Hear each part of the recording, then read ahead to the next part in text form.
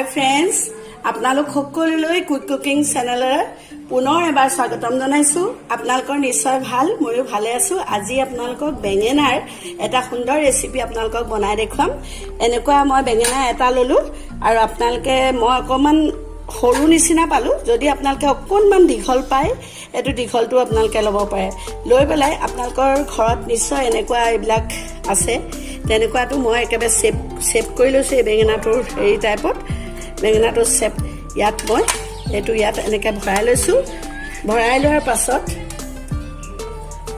মই এইখিনি এইডাল এইকাৰণে লৈছোঁ, তাৰমানে মেজাৰমেণ্টটো হৈ থাকিব, সেইকাৰণে লৈছোঁ। তাৰপাছত মই বেঙেনাটো চাব, আপোনালোকে মন কৰিব। বেঙেনাটো মই এইদৰে মই এটুকুৰা এটুকুৰা কৰি কাটি পেলাম। অকণমান চুকা কটাৰী এখন ল'ব। এইটো বেঙেনাটো এনেকৈ কাটি লওঁ। মেজাৰমেণ্টটো আপোনালোকে ধৰিব পাৰিলে এনেকৈ অলপ কাটি ল'ম।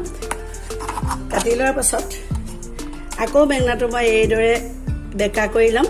লৈ পেলাই অকণমান কটাৰীখন মোৰ ধাৰটো কমিলে এনেকৈ দিম। আপোনালোকে ধাৰ কৰা কটাৰী ল'ব। তাৰপাছত মই এইটো সেইডাল এৰুৱাই ল'লোঁ আৰু নিজৰ আন্দাজতে এয়া মই এইটো এনেদৰে মই কাটি পেলালোঁ। আপোনালোকে নিশ্চয় মন কৰিছে এইটো কটাৰ পিছত কেনেকুৱা হৈছে। আপোনালোকে চাওক, এইটো এনেকুৱা হ'ল, এইটো এনেকুৱা হৈছে। আৰু ইয়াৰ পাছত মই ইয়াৰ ভিতৰত কি ভৰাম আপোনালোকক দেখুৱাইছোঁ। চাওক, এয়া মই চিকেন ল'লোঁ। চিকেন অলপ কিমা কৰি ল'লোঁ, তাৰমানে মিক্সিত মই গুড়ি কৰি ল'লোঁ। এয়া আলু বইল কৰি ল'লোঁ, পিঁয়াজ ল'লোঁ, নহৰু ল'লোঁ, আদা ল'লোঁ, নিমখ ল'লোঁ আন্দাজমতে। তাৰপিছত তাত হালধি অকণমানো দিলোঁ, জলকীয়া গুড়ি দিলোঁ। তাৰপাছত এয়া মই মছলা নিজে বনাইছিলোঁ কালি মই। এই মছলা গুড়িটো খুব সোৱাদ হৈছে, এইটো খুব ধুনীয়া এটা স্মেল আছে। এই মছলাও মই ইয়াত দি ল'লোঁ। দি লোৱাৰ পাছত এইখিনি মই সানি ল'ম।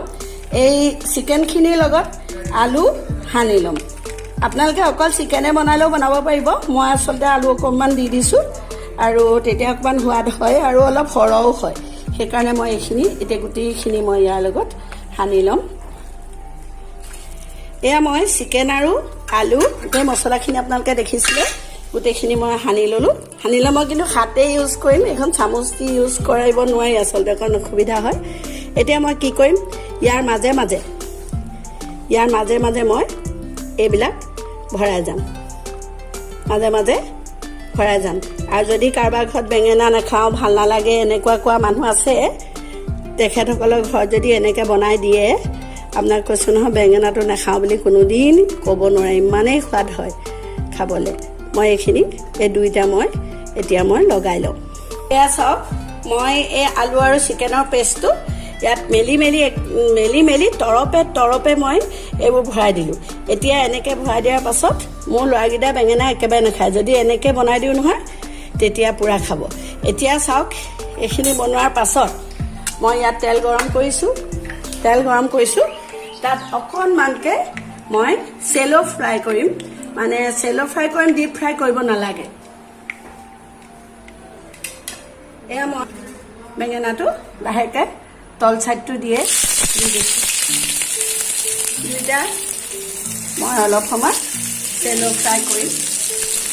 মাজে মাজে দুইটা চাইড আপোনালোকে পিছ চাইডটো আৰু আগ চাইডটো এনেকৈ কৰি মাজে মাজে উল্টে অলপ সময় এই তেলত এনেকৈ ভাজি ল'ব। যিহেতু ৰান্ধনীয়ে জানেই যে কেতিয়া বেঙেনাটো সম্পূৰ্ণ সিজি যায়, তাৰ পাছতহে আপোনালোকে নমাব। মই অকণমান সময় ঢাকনা দি ৰাখি থ'ম। বেঙেনাকেইটা সম্পূৰ্ণকৈ ৰ'ষ্ট কৰা হৈ গ'ল। ইয়াৰ পিছত এনেদৰেও কোনোবাই যদি ইচ্ছা কৰে খাব পাৰে, কিন্তু মই এতিয়া এখন গ্ৰেভি বনাম। গ্ৰেভিখনত মই প্ৰথমতে তেল ইমান অলপেই দিলোঁ। ইয়াত যিটো ৰ'ষ্ট কৰা যিমানখিনি তেল থাকি গ'ল সিমানে দিছোঁ, যিহেতু বেঙেনাত তেল আছে। এয়া মই গুড়ি অলপ মিহিকৈ পিঠা পিঁয়াজ দি দিছোঁ। পিঁয়াজ, নহৰু আৰু আদাৰ পেষ্ট এটা দিছোঁ, আৰু তাত মই টমেটো কেচপ অলপ দি দিছোঁ। গ্ৰেভিটো বনালে আচলতে খাই পেলাই বেছি ভাল লাগে। এয়া মই গ্ৰেভিখিনি অলৰেডি হৈ গৈছে।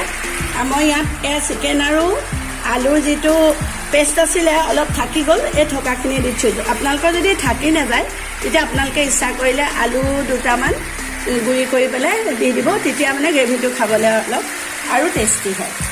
আৰু এইখিনি মই ইয়াত অলপ সময় সিজিবলৈ দিওঁ। এয়া মোৰ সম্পূৰ্ণ ৰেচিপিটো হৈ গ'ল। আপোনালোকে নিশ্চয় ভাল পালে।